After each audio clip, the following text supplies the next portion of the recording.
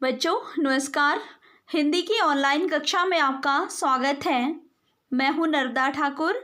आज हम कक्षा 8वीं पाठ 15 सूरदास के पद कविता के प्रश्न उत्तर करेंगे। बच्चों इससे पहले हमने व्याख्या पढ़ी थी, तो चले अभी प्रश्न उत्तर भी कर लेते हैं। प्रश्न नंबर 1 है, बालक श्री कृष्ण किस लोभ के कारण दूध पीने के लिए तैयार हुए?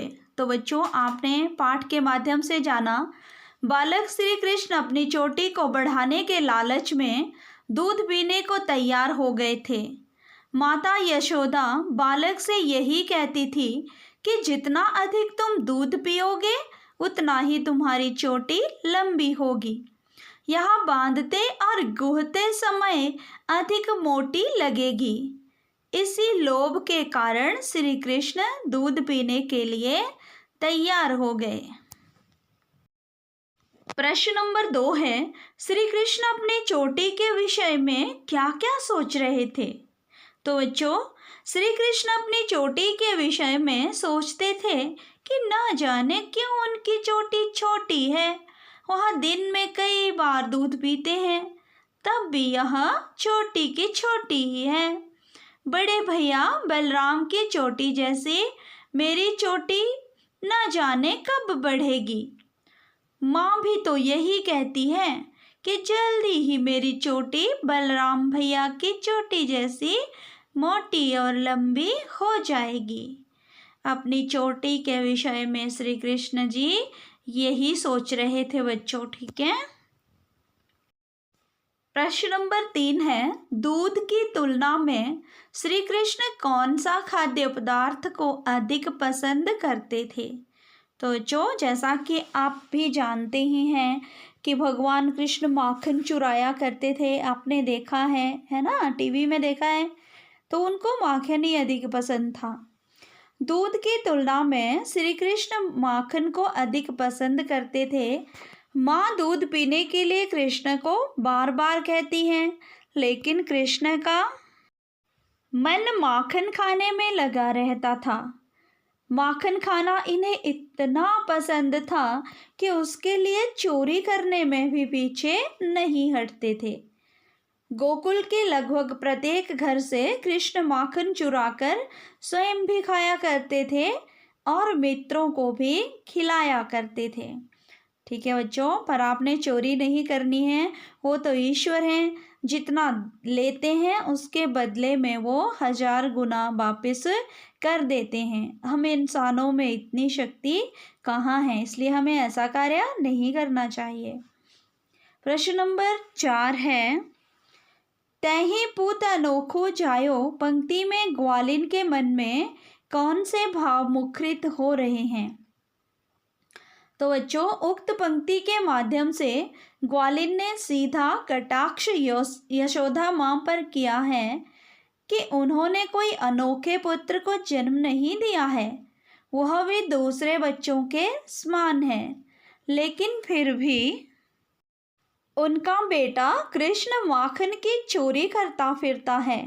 गोकुल के सभी घरों से उसने माखन की चोरी की है।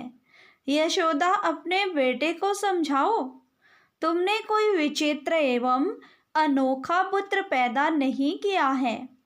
यह अन्य सभी बालकों के समान है, इस पर अधिक अभिमान न करो। गोपियाँ जानबूझकर यशोदा मैया से ये कह रही हैं बच्चों। प्रश्न नंबर 5 है, मक्खन चुराते और खाते समय श्री कृष्ण थोड़ा सा मक्खन बिखरा क्यों देते थे? तो बच्चों मक्खन चुराते और खाते समय श्री कृष्ण थोड़ा सा मक्खन इसलिए बिखरा देते थे ताकि किसी को यह न पता चले कि माखन कृष्ण ने खाया है। लोग ये सोचने लगे कि इस तरह छिटका कर मक्खन किसी पक्षी या पशु ने ही खाया होगा।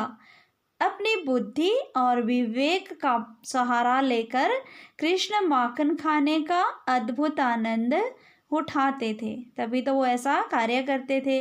ताकि लोग सोचे कि किसी पशु या पक्षी ने चित्रा दिया है, इस तरह से बिखरा करके खाया है। प्रश्न नंबर 6 है, दोनों पदों में से आपको कौन सा पद अधिक अच्छा लगा और क्यों? तो सूरदास के दोनों पदों में प्रथम पद मैया कब बढ़ेगी चोटी मुझे बहुत अच्छा लगा। अच्छा लगने का कारण यह है कि इसमें कृष्ण के बाल रूप को अत्यंत रोचक ढंग से प्रस्तुत किया गया है। उनका भोला भाला रूप अत्यंत मनोहारी है, मन को हरने वाला है। कृष्ण द्वारा माता यशोदा से अपनी चोटी के विषय में तरह तरह के प्रश्न पूछना पद को और अधिक रोचक बना देता है। इसी कारण मुझे यह पद अत्यंत अच्छा लगा, क्योंकि एक छोटा बच्चा जब इस तरह से प्रश्न पूछता है तो वह सबको प्यारा लगता है, ठीक है। और वो अपनी चोटी की चिंता कर रहे हैं, कौन? कृष्ण भगवान। अब भाषा की बात वाले प्रश्न कर लेते हैं। इसमें पहला प्रश्न है, श्री कृष्ण गोपियों का माखन चुरा चुरा कर खाते थे, इसलिए उन्हें माखन चुराने वाला भी कहा गया है। इसके लिए एक शब्द दीजिए। तो इसका उत्तर होगा माखन चोर। प्रश्न नंबर 2 है, कुछ शब्द परस्पर मिलते जुलते अर्थ वाले होते हैं। परस्पर मतलब आपस में, उन्हें पर्यायवाची कहते हैं। और कुछ विपरीत अर्थ वाले भी। समानार्थी शब्द पर्यायवाची कहे जाते हैं और विपरीतार्थक शब्द विलोम शब्द। जैसे पर्यायवाची चंद्रमा शशि, शशि का मतलब ही चंद्रमा ही होता है। इंदु राका, ठीक है, ये सब चंद्रमा ही है। मधुकर भ्रमर भंवरा मधुप, सूर्य रवि भानु दिनकर, ये पर्यायवाची हैं इनके। अब विपरीतार्थक दिन रात, विपरीतार्थक मतलब विपरीत अर्थ वाले। दिन का रात, श्वेत का श्याम, श्याम मतलब सांवला, श्वेत मतलब सफेद, शीत उष्ण। पाठ में से दोनों प्रकार के शब्दों को खोजकर लिखिए। तो ये शब्द इस प्रकार है बच्चों, अनोखा अद्भुत विचित्र, मैया जननी माँ माता, दूध दुग्ध पेय गोरस, सखा मित्र मीत दोस्त, बलराम दाऊ हलधर ढोटा सूत पुत्र बेटा।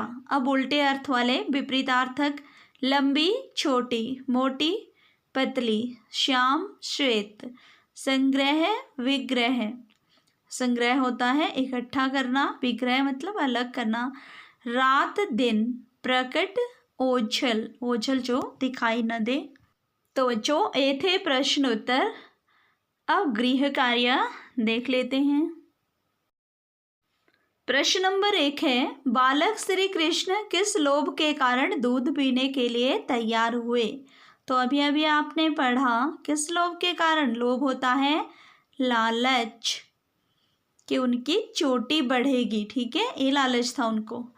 प्रश्न नंबर 2 है, श्री कृष्ण अपनी चोटी के विषय में क्या क्या सोच रहे थे? क्या क्या सोच रहे थे? कि मेरी चोटी कब बढ़ेगी, और माँ क्या करती रहती है? दूध पिलाती रहती है कि तेरी चोटी लंबी हो जाएगी बलराम भैया के जैसे, लेकिन ये तो बढ़ ही नहीं रही है। प्रश्न नंबर 3 है, दूध की तुलना में श्री कृष्ण कौन से खाद्य पदार्थ को अधिक पसंद करते थे? तो आप सभी जानते हैं बच्चों, कौन सा खाद्य पदार्थ था वो? मक्खन। तहीं पूत अनोखो जायो पंक्ति में ग्वालिन के मन में कौन से भाव मुखरित हो रहे हैं? कि तूने कोई अनोखा ही बेटा पैदा नहीं किया है जो हमारे घर में चोरी करता फिरता है। प्रश्न नंबर 5 है, मक्खन चुराते और खाते समय श्री कृष्ण थोड़ा सा मक्खन बिखरा क्यों देते थे? ताकि लोगों को लगे कि ये जो मक्खन है ये पशु या पक्षी ने खाया है। प्रश्न नंबर 6, दोनों पदों में से आपको कौन सा पद अधिक अच्छा लगा और क्यों? ये आपने अपनी मर्जी से लिखना है, ठीक है बच्चों। पहला लगा तो पहले का कारण बताना है, दूसरा लगा तो दूसरे का। भाषा की बात वाला प्रश्न आपने याद करना है सिर्फ। आज के लिए इतना ही। धन्यवाद।